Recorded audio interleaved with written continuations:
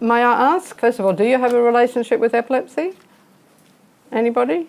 1, 2, 3? It's not bad. Two in every 100 people in Queensland have epilepsy. What about, what's your understanding of epilepsy? Do you have an understanding of what epilepsy is? Yeah? Anybody not have a clue what epilepsy is? Good, I'm pleased about that. When I'm training, and what I mean by training, I go into organisations such as schools, disability organisations, families, all sorts of places, to raise awareness about epilepsy and to teach people how to keep people with epilepsy safe. I'm always asking that question straight away, and I'm always amazed that so many people don't recognise what epilepsy is. A lot of people understand that, yes, people with epilepsy have seizures, but what do seizures look like? Most of us in the community or in society would recognise somebody that falls to the ground and has a tonic-clonic seizure has epilepsy.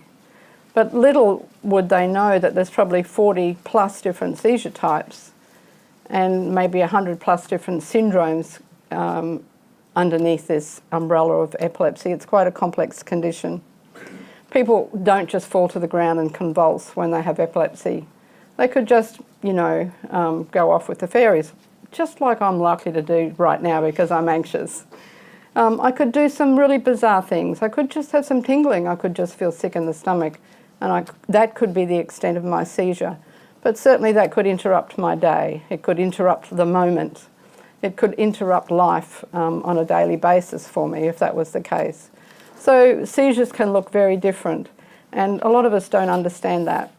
So that's a part of my job is raising awareness about that, and also talking to communities and people who take care of those people marginalised by seizures. And I say that because about 30% of people are marginalised by their seizures. They can be quite debilitating. But so for the next 3 minutes now probably, is I'm going to teach you all about epilepsy just so you know, or maybe you're a little bit more informed. So what is epilepsy? Epilepsy is simply a word that means recurring seizures. A seizure occurs when the brain goes a bit crazy. I tell the kids in the classroom, it's a bit like Chinese whispers. Our neurons get an extra burst of electrical activity and you know, those communications are misfired. So what we see on the outside could be an overactive neuron sending lots of messages to the wrong place. If we see a blank stare for somebody having a seizure, it means it's an underactive neuron. It didn't actually get to send the message. Epilepsy doesn't discriminate. Any one of us could get epilepsy at any point in our life, from our babies, our newborns, mostly under 5-year-olds to over 65, are probably the most likely times where people will get a diagnosis of epilepsy. Probably the third area, I would say, would be around puberty or late teenage years, where probably life gets in the way and other things happen for them. Most people don't see the impact of epilepsy beyond their seizures, but there's a lot of psychosocial things and that Kiara will be much more equipped to tell you about as from a lived experience. But what do we do at Epilepsy Queensland? Well, most of us there are really there to raise awareness about epilepsy. What does that mean?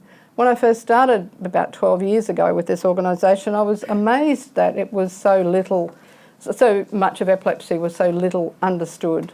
I've got my words mixed up now. People did not understand, and I still am amazed every time I deliver a training that so many people think they know a lot about epilepsy when they don't. And I wonder why we can't get that information out there.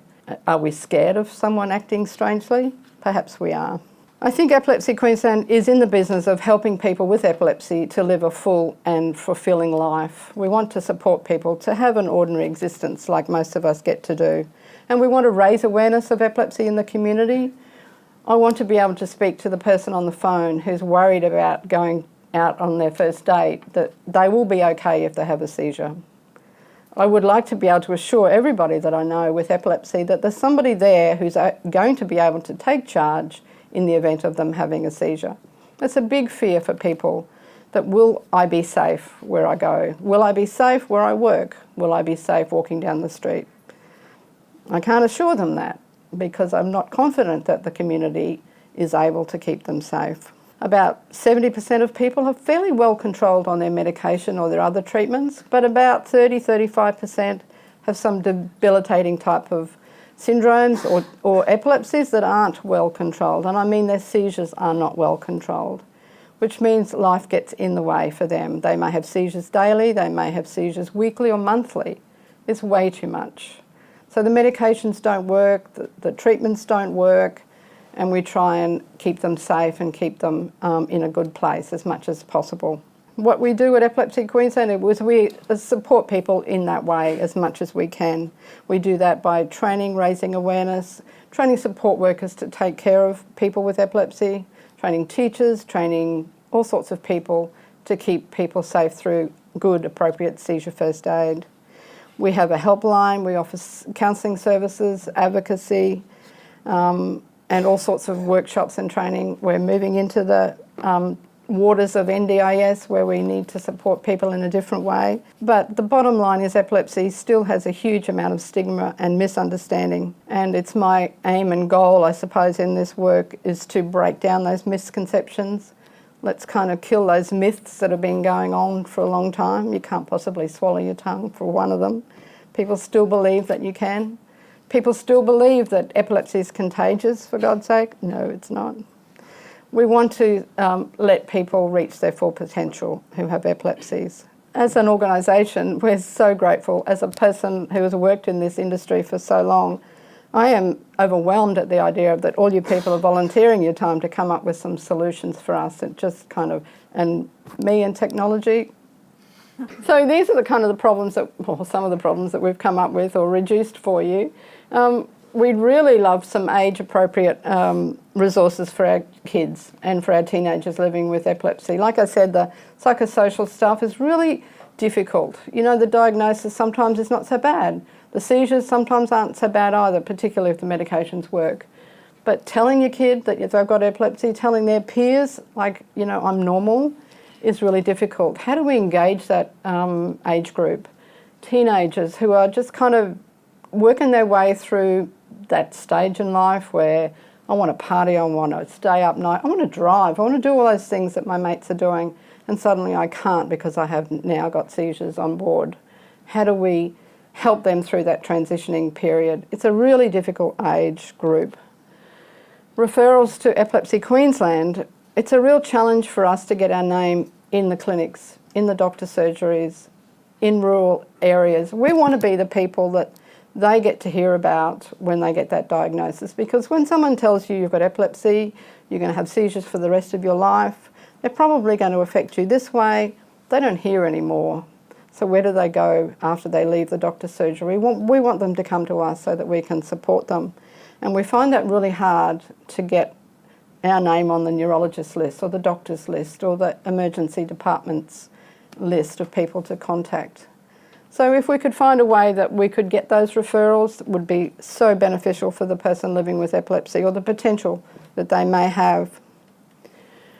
Public awareness and understanding, well, what can I say? How many people here had a relationship with epilepsy? 3 or 4? How many of you kind of, there weren't, you know, I wanted a whole room to say, yeah, I know everything about epilepsy. That would be my goal, that when we stand up to talk about epilepsy, you know what I'm talking about. You can appreciate that. That's what we would like the whole community to be aware of epilepsy, not be frightened of it, and to be able to take care of somebody who's having a seizure. Coordinated approach to recording and sharing information. A lot of the calls I get are from people who are really frustrated about my information doesn't get out of the doctor's rooms. I go to a different emergency department and they don't have the facts about my medication. They don't believe me when I say I'm having a seizure because it's not normal looking. I don't look like a normal convulsion. How I'm having my seizure is not what they understand as a seizure. So sharing that information between health professionals would help people with epilepsy just to kind of be treated in a normal manner when they front up to these different places. Capturing real-life seizure activity and being able to predict a seizure, like every person with epilepsy would just celebrate for the rest of their life if they could say, oh, I'm going to have a seizure at 3 o'clock this afternoon. No, that's not how it works. But certainly having some ability to get themselves safe, to be okay, like if they could feel a seizure on, they could actually go and lie down, or they could do something that would change the outcome of the next 5 minutes for them, or 10 minutes, or etc., etc. Being able to predict seizures, yes, we've got lots of technicians and neurologists and all those really smart, including people in the room, working on that, but we haven't yet worked out how to predict when a seizure is going to happen. Otherwise, a lot of people would be very safe.